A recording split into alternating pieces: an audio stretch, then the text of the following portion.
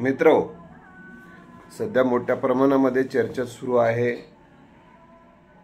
की जरांगे पाटील फसले, जरांगे पाटलांना फसवलं. काय जरांगे पाटील म्हणजे काय लेकरू वाटले की काय तुम्हाला? अतिशय ज्या माणसाने त्याग केलाय, संघर्ष केलाय, सगळ्या गोष्टीचा अभ्यास केलाय आणि परिस्थितीचं पण लक्षात घ्यावं लागतं नेतृत्वाला.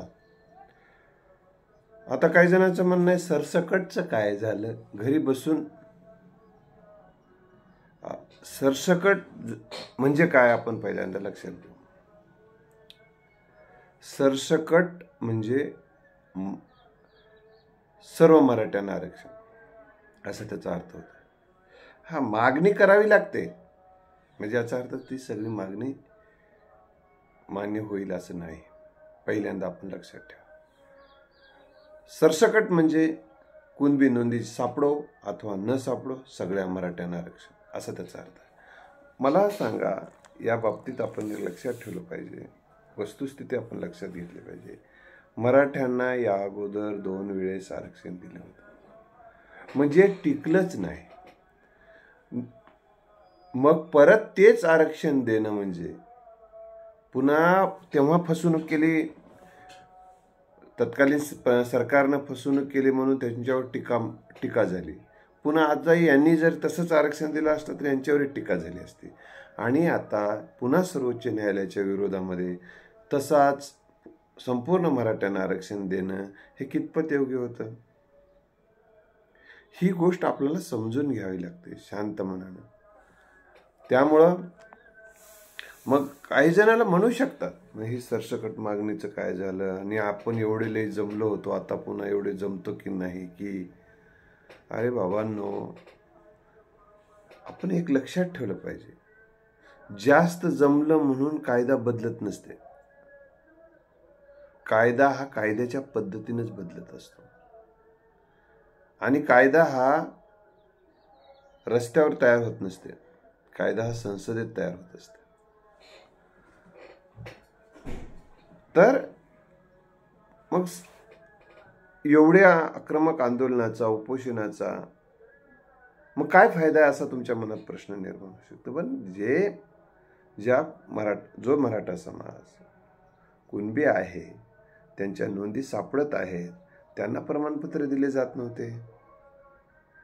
त्याच्या अगोदर तर इथं कुणबीच नाही म्हणून सांगत होते. तर आता कुणबी नोंदी सापडलेल्या आहेत. कुणबी नोंदींचे प्रमाणपत्र देण्याचं काम गतीनं सुरू झालेलं आहे. त्याचबरोबर शिंदे समिती ही गठीत करण्यात आली होती आरक्षणाचे लाभ देण्यासाठी आणि हे कुणबी नोंदी शोधण्यासाठी. त्या समितीलाच हटवा म्हणून खूप प्रमाणात मागणी होती. या आक्रमक आणि आंदोलनामुळे, मराठा समाजाच्या सकल एकजुटीमुळे शासनाने तो निर्णय घेतला नाही की बाबा आपण हटवलं तर हा समाज खूप आक्रमक झाला, म्हणून तो निर्णय मागे घेतला नाही. आता काय नोंदी जे सापडत आहेत, आता काही विरोधकांचे पोटदुखी खरं तर योग्य नाही. आपण हे लक्षात ठेवलं पाहिजे की ज्यांची नोंदी सापडत आहेत त्यांना तुम्ही विरोध करायचं काही कारण नाही. आपण आम्ही अजून त्यांचंही स्वागत करतो की जे नोंदी सापडत आहेत त्यांना आरक्षण मिळालं पाहिजे असं म्हणणाऱ्यांचं स्वागत करतो.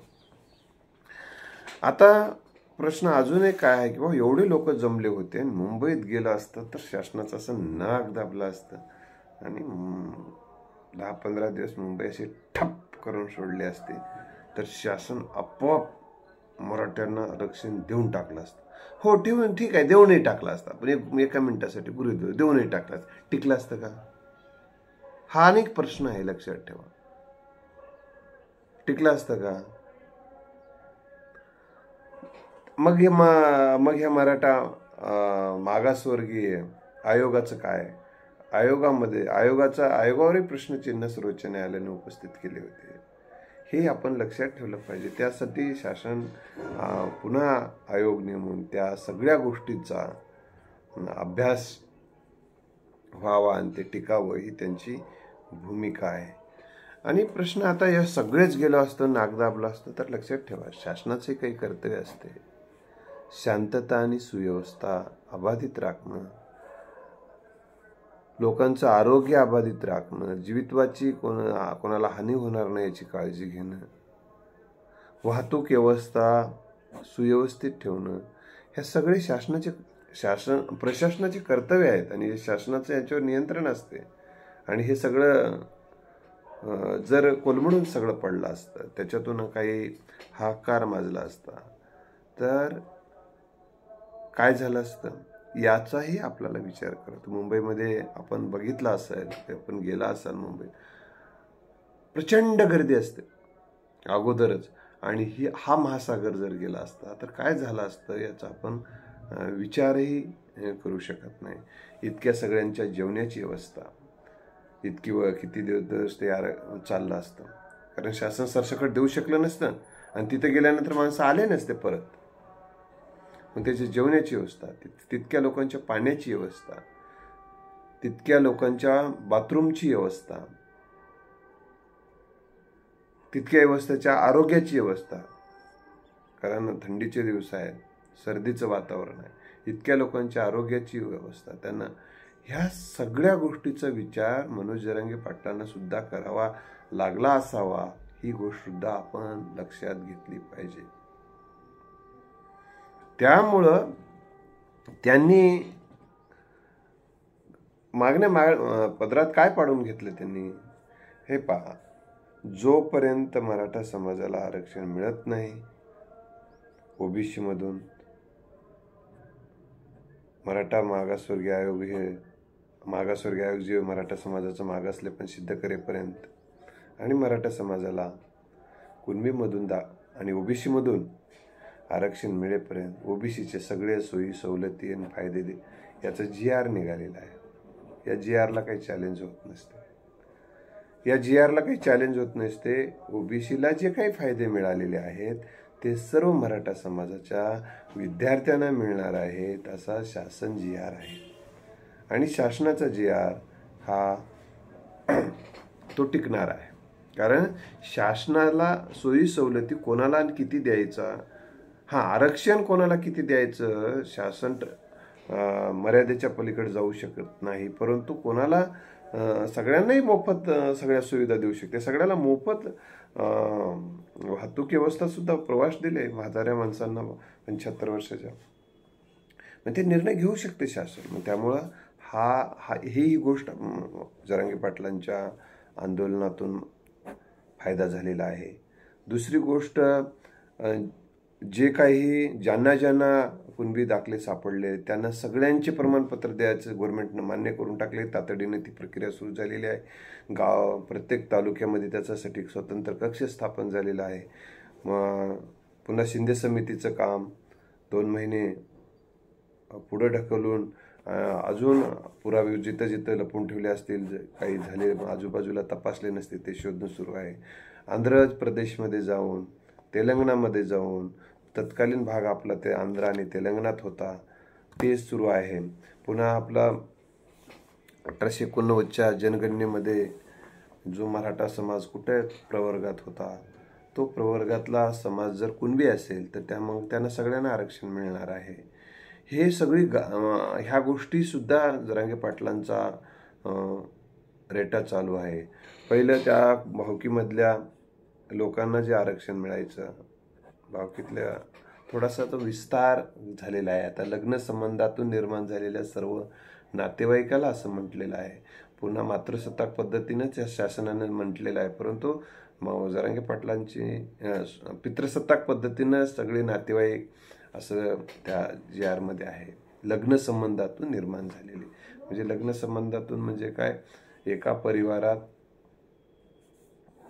ज्या काही सुना येतील आणि जे काही सासरवड्या होतील, मुलांच्या सासरवड्या होतील, आणि त्या सासरवाडीमध्ये जे काही आरक्षण मिळालेलं असेल कुणबी दाखले, त्याचा आणि त्याचा संबंध जोडला जाणार आहे अशी शक्यता आहे. आता पुढं अजून ती प्रोसिजर चालू आहे. त्याच्यावर अजून 16 फेब्रुवारीपर्यंत काही जण म्हणाले 16 फेब्रुवारी नंतरचं काय, आता दुरुस्त्या मागवायला लागल्यात. अहो, दुरुस्त्या मागवल्यात याचा अर्थ त्या दुरुस्त्याची किती दखल घ्यायची, किती घ्यायची नाही हे शासन ठरवत असते. आणि दुसरी महत्त्वाची गोष्ट आपण हे लक्षात ठेवलं पाहिजे, आणि शासनाने केवळ ते सगळ्या सोयऱ्याचा जो विषय आहे, सगळ्या सोयऱ्याचा विषय हा केवळ मराठा समाजासाठीच लागू नाही, तर आरक्षणामध्ये जे जे कोणी येतात त्या सगळ्यांनाच त्याचा लाभ होणार आहे. सगळ्या सोयऱ्याच्या नावानं केवळ वंशावळीमध्ये नसेल तरी दुसऱ्या वंशावळीमध्ये मधील, परंतु यांचे आणि त्यांचे लग्न संबंधातून नातेवाईक तयार झाले असतील तर त्यांचाही उपयोग आपल्याला होणार आहे. ही गोष्ट आपण थोडं व्यापक करण्याचा प्रयत्न ला यश आलेलं आहे, आणि ते कसं योग्य आहे या संदर्भामध्ये आपल्याला शासनाकडे पाठपुरावा करणं गरजेचं आहे. त्यामुळं आणि आरक्षण आता क्युरिटी पिरिटेशनचा जो विषय आहे त्याचं काय होईल ते सांगता येत नाही. ती काही मनोज जरांगे पाटील यांची मागणी पण नाही की मराठ्यांना स्वतंत्र आरक्षण द्या, मराठ्यांना कुणबीमधून आरक्षण द्या अशी मागणी आहे. आणि त्या मागणीला आणि त्यांनी आपला जीव धोक्यात घालून घेतलेल्या मागणीला खूप प्रमाणामध्ये यश आलेलं आहे. आणि सरसकटचा आग्रह, आणि आम्ही अगोदरसुद्धा सांगितलेलं होतं, संपूर्ण समाजाला आरक्षण आत्ताच्या परिस्थितीत देणं अवघड आहे. तर त्यामुळं त्यांनी जरी मागणी केलेली असेल तर ती मागणी हा आपल्या ध्येय धोरणाचा एक भाग असतो. ते शासनाकडे त्या पद्धतीने मागितला पाहिजे. कारण समजा तुम्ही कसं मागायला पाहिजे होतं, मग सांगा ना, काय मागायला पाहिजे होतं, हा प्रश्न आहेच ना उपस्थित. मग मराठा हा विषयच घेतला नसता त्यांनी, फक्त ज्यांचे प्रमाणपत्र सापडतात त्यांनाच द्या एवढं जर म्हटलं असतं. पण हे आंदोलन असं व्यापक होऊन शासनावर दबाव आला असता का, आणि शासन त्यांच्या चौकटीमध्ये जे काही देता येईल तेवढं देऊन टाकलं असतं का, हा प्रश्न आहे. त्यामुळे सरसकट ही मागणी त्यांनी आजही काही सरसकट मला नको आहे असं ते आजही म्हणत नाहीत.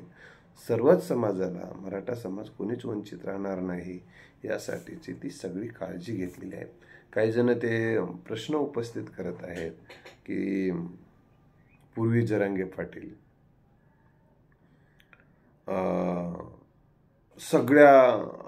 सगळ्या पब्लिक समोर चर्चा करत होते, आणि आता मग त्यांनी काही निवडक लोकांसोबत का. आपण हे लक्षात ठेवलं पाहिजे, त्यांच्यासोबत 200-300 लोकांची टीम होती.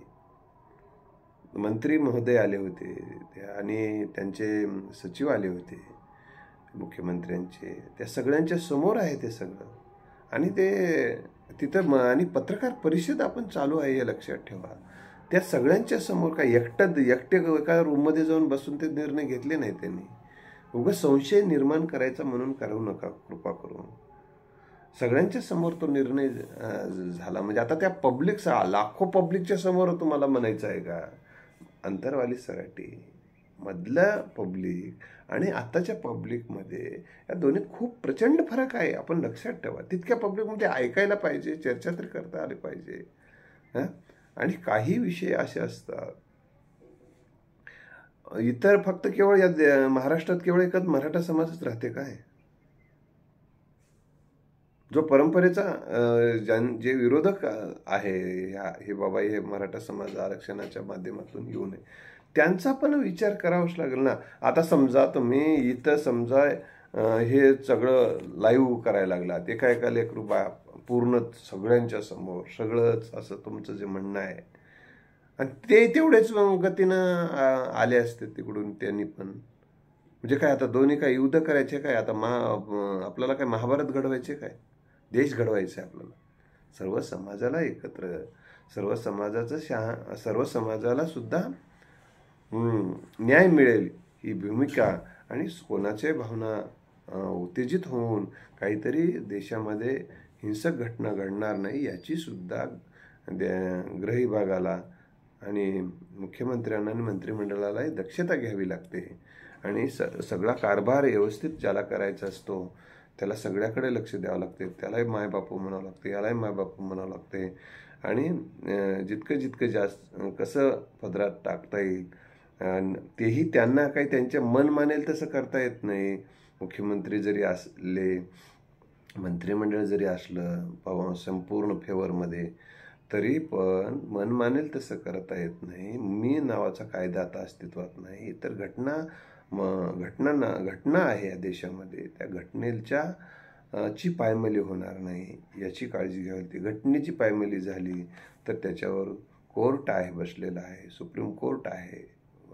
तर हे तिथं जरी कोणी निर्णय घेतले तर त्याच्यावर पावबंद घालत असते. याचे प्रत्यय अनेक प्रकरणामध्ये आलेले आहेत.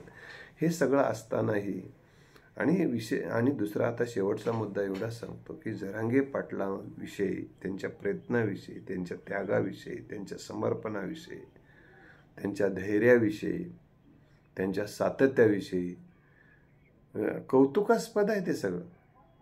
स्वतःच्या घरावर तुळशीपत्र ठेवून जनतेचे अश्रू पुसण्यासाठी, घरातले लेकरांचे अश्रू तसेच ठेवून, आईवडिलांचे अश्रू तसेच ठेवून जनतेचे अश्रू पुसण्यासाठी हा वीर अहोरात्र परिश्रम घेत असताना यांच्याविषयी शंका उपस्थित करण्याचं काम काही लोक करत आहेत. कृपया करून तसं करणं म्हणजे ह्या आंदोलनामध्ये फूट पाडणं आहे.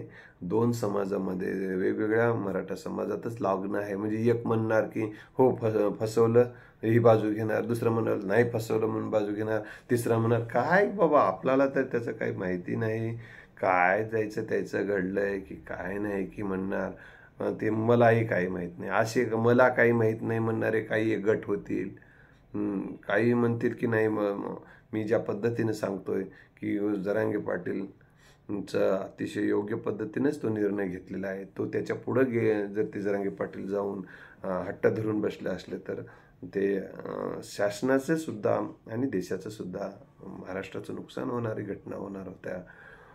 पुढं सगळी शांतता, सुव्यवस्था, आरोग्य, जीवितवाच्या हमीचा प्रश्न होता, वाहतुकीची अवस्था अतिशय बिकट प्रश्न बनणार होता.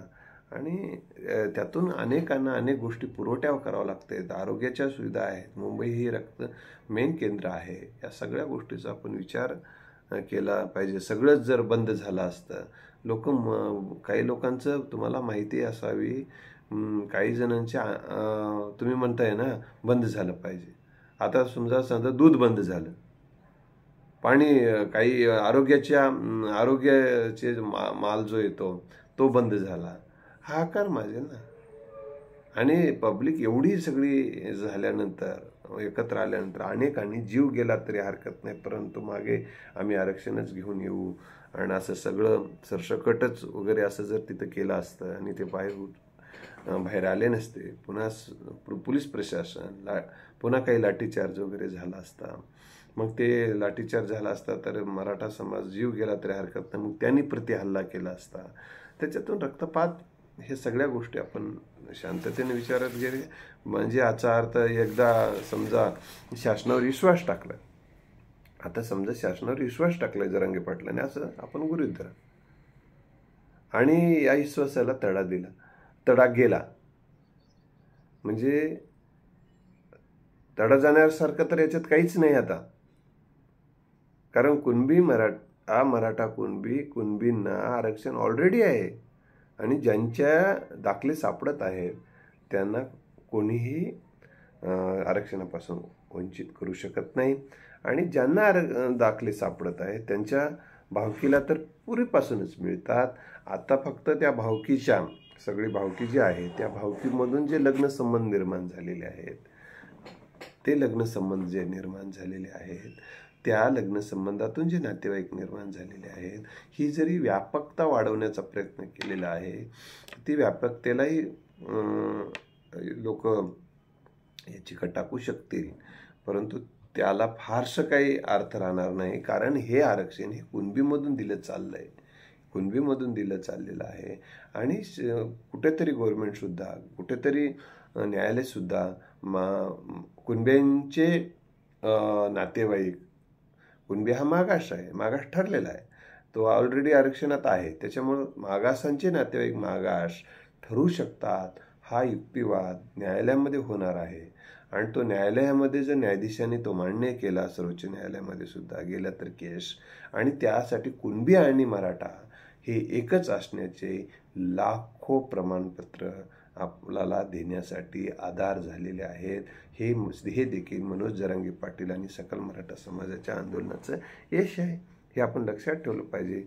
आता ही केस स्ट्रॉंग झालेली आहे, आणि ही केस आता स्ट्रॉंग झाल्यामुळेच इतर ज्यांना हे आरक्षण मिळू नये असं वाटते ती माणसं आक्रमक झालेली आहेत. आपण त्यांच्याविषयी काहीच बोलायचं नाही. त्यांना काय, ज्याचं, हे बघा लक्षात ठेवा, ज्याच्या त्याच्या पद्धतीनं जो आपल्या आपल्या न्याय हक्कासाठी लढत असतो, त्यामुळं आपलं ते बाबां लोकांचे ते कार्ट ही पण भूमिका आपण घ्यायची नाही.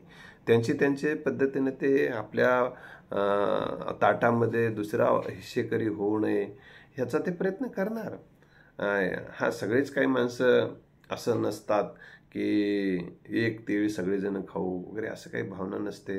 माझ्याच ताटामध्ये जास्तीत जास्त कसं यावं, दुसरा हिस्सेदार न हो. इकडे आत्महत्या शेतकरी मराठ्याचे, कुणब्याचे, किती मराठ्याचे जे आहेत ज्यांना आरक्षण मिळालं नाही ते आत्महत्या का मरून जाईनात, आम्हाला काय देणं घेणं आहे, ही भावना बाळगणारे माणसं समाजात असतात. त्यामुळं त्यांना ती माणसं त्यांच्या पद्धतीने प्रयत्न करतील. पण शेवटी न्यायालय आहे, न्यायालय निर्णय घेईल. शासन आहे, शासनसुद्धा अनुकूल आहे. आता काही जण मध्येच बोलत आहेत की ओबीसीच्या आरक्षणाला धक्का न लावता. मित्र हो, ओबीसीच्या आरक्षणाला धक्का न लावता म्हणजे काय, तर ज्यांचे दाखले सापडतात ते आणि त्यांच्या नातेवाईकाला आरक्षण मिळणार आहे, म्हणजे ते ओबीसीत जाणार आहे, म्हणजे कायदेशीर पद्धतीने जाणार आहे, त्यामुळे तो धक्का नाही. म्हणजे मग मराठा म्हणून मराठा जर मागासलेला न ठरताही आम्ही त्यांना कुणबीमध्ये घेणार नाही, असं यांचं म्हणणं आहे काही नेत्यांचं. बरोबर आहे, घेऊनही फायदा नाही ना, कारण हे मराठा मागास ठरलाच नाही तर. कारण तो शैक्षणिक आणि सामाजिकदृष्ट्या आधी मागास ठरावं लागते, त्याला मागासवर्गीय आयोगाने ते सिद्ध करावं लागते, ते कोर्टात टिकावं लागते. तेव्हा घेतलं तर मग ते कायदेशीरच होते, मग तेही धक्का होत नाही, ना. हां, बेकायदेशीर घेणं हा धक्का होते, आणि कायदेशीर असेल तर त्याला कोणीच अडू शकत नाही, लक्षात ठेवा.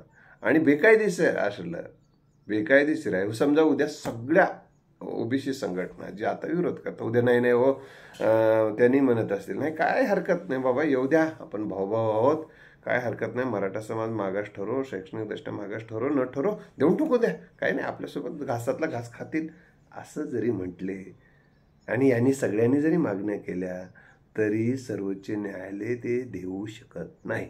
सामाजिकदृष्ट्या मागासले पण, शैक्षणिकदृष्ट्या मागासले पण हे मागासवर्गीय आयोगाला सिद्ध करावं लागते. तुम्हाला जाऊन मी म्हणल्यामुळं, तुम्ही म्हणल्यामुळं, एक दोघांना जाऊन काहीतरी याचिका दाखल केल्यानं ते आरक्षण आपल्याला थांबते किंवा मिळते असं होत नाही. ते मागासवर्गीय आयोगाच्या माध्यमातून जावं लागतं. आणि मागासवर्गीय आयोगानं काही चुकीचं केलं तर त्याच्या विरोधात याचिका दाखल करता येते. पण याचिका दाखल केलेली चुकीची आहे की नाही हे बरोबर आहे हे सुद्धा सर्वोच्च न्यायालय ठरवते. या गोष्टी आपण समजून घेणं अतिशय गरजेचं आहे. आणि मी अजून पुन्हा एकदा सांगतो, तर सर्वोच्च न्यायालयांच्या अनेकदा असं सांगितलं गेलेलं आहे सर्वोच्च न्यायालयाकडून, आरक्षण हे आंदोलनाने किंवा दडपशाहीने मिळत नसते, तो कायद्याने मिळत असते, असं सुद्धा त्यांचं स्टेटमेंट आहे आपण जर वाचलं तर. मी आपल्याला या निमित्ताने सांगतो की म्हणजे याचा अर्थ तुम्ही असा नाही घ्यायचा की आंदोलनाला यश नाही का. आंदोलनामुळेच तर एवढे कुणबी मराठवाड्यात कुणबीच नाहीत म्हणून सांगून टाकलं होतं ना. मग एवढ्या कुणबीचे दाखले सापडत आहेत, अनेकांना आरक्षणाचा लाभ होत आहे, हे कशाचं फलित आहे? ओबीसीचे सगळे लाभ आरक्षण मिळेपर्यंत समाजाला मिळतील म्हणून कशाचं फलित आहे? कशाचं फलित आहे संधी समिती? कशाचं फलित आहे शिंदे समितीला पुन्हा पुन्हा मुदतवाढ देणं? ह्या सगळ्या आंदोलनाचंच फलित आहे. पण आंदोलन केलं म्हणजे तुम्हाला जे काही कागदपत्र आहेत ते शासन देत नाही, लपून ठेवलेलं बसते. जी ही दप्तर दिरंगाई होते ती दप्तर दिरंगाई होत नाही आणि कायदेशीर जे गोष्टी आहेत ते घडायला मदत होते. हाच त्याचा एक अर्थ आहे. म्हणून मित्रहो, आता मराठा समाजाला जे काही जाहीरपणे त्यांनी जी सूचना काढलेली आहे आणि त्या सूचनेवर दुरुस्त्या सुचवायच्या आहेत. दुरुस्त्या फारशा त्याच्यात काही दुरुस्त्या सुचवल्या म्हणून किंवा सुचवल्या न सुचवल्या म्हणून काही फारसा फरक तिथं पडणार नाही. पण जास्तीत जास्त आपण दुरुस्त्या यासाठी सुचवल्या पाहिजे, यासाठी दुरुस्त्या सुचवल्या पाहिजे की समाजाची त्यांनासुद्धा निर्णय घेताना शासनाला त्याची मदत होत असते की बाबा एवढा समाज म्हणतो की आम्हाला आरक्षण द्या आणि तुम्ही घेतलेला निर्णय योग्य आहे. सपोर्टिंग डॉक्युमेंट्स त्यांना तयार होत असतात. त्यामुळं मराठा समाजाने जे जरांगे पाटील म्हणतात त्याप्रमाणे मराठा समाजाने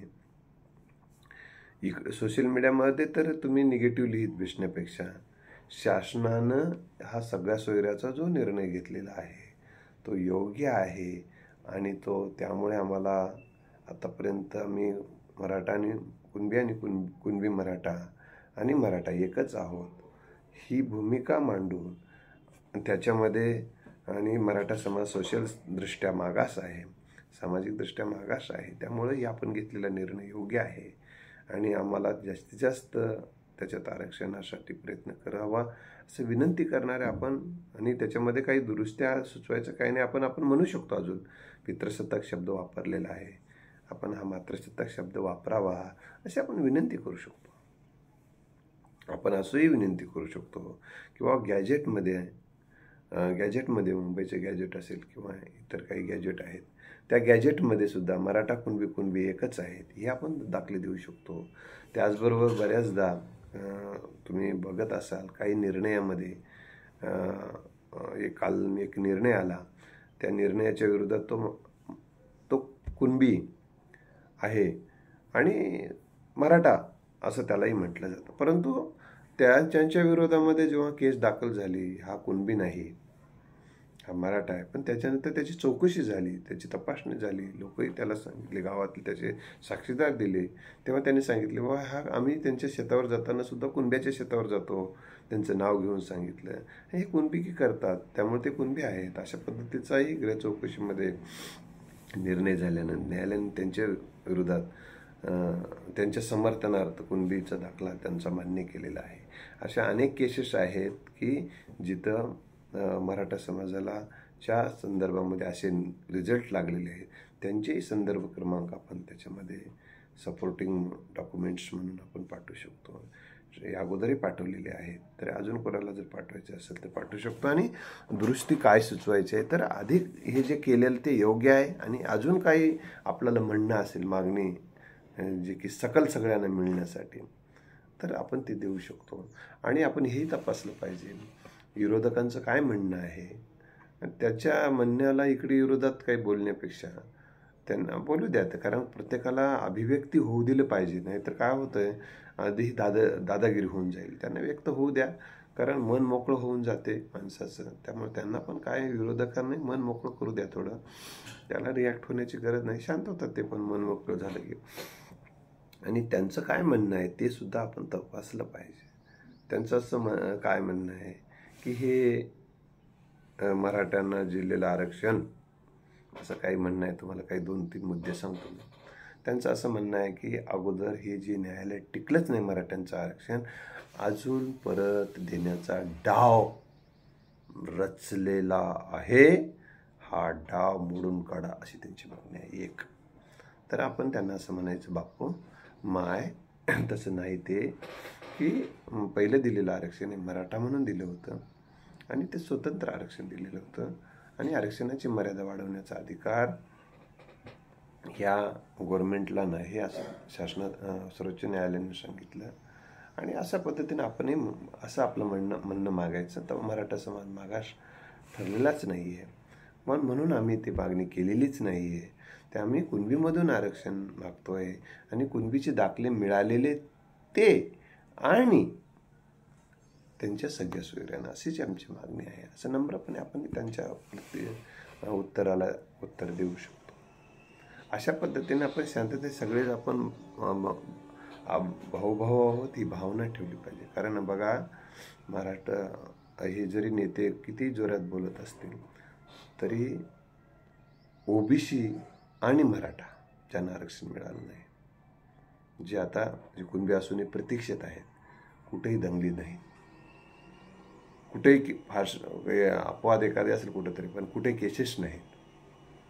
आजही शांतता आणि सुव्यवस्थेतनं एवढं आंदोलन चालू आहे आणि काही जण त्याच्यात तेल टाकण्याचा प्रयत्न करत असतील तरी दोन्ही समाजाला माहीत आहे की भुजबळ साहेब जरी आक्रमक पद्धतीनं बोलत आहेत आणि त्यांना तो अधिकार आहे बोलायचा असं आपण समजू, परंतु त्यांनी त्यांच्या उत्पन्नातला जे काही उत्पन्न मिळवले घाम गाळून, त्या उत्पन्नातला एखादा 30-35% जरी वाटा पारंपरिक ओबीसी समाजासाठी जर दिला तर मग मात्र समाजाचं खरंच वाटेल त्यांना हित करणारा नेता आहे असं वाटू शकते आणि जनता अजून आक्रमकपणे त्यांच्या पाठीशी उभं राहू शकते आणि जनता त्यांच्यासोबत नाही असं आमचं म्हणणं नाही, पण आहे अधिक आक्रमकपणे जास्त उभं राहावं वाटत असेल तर तसं त्याग करतील. त्यांनी काय करावं त्यांचा प्रश्न आहे.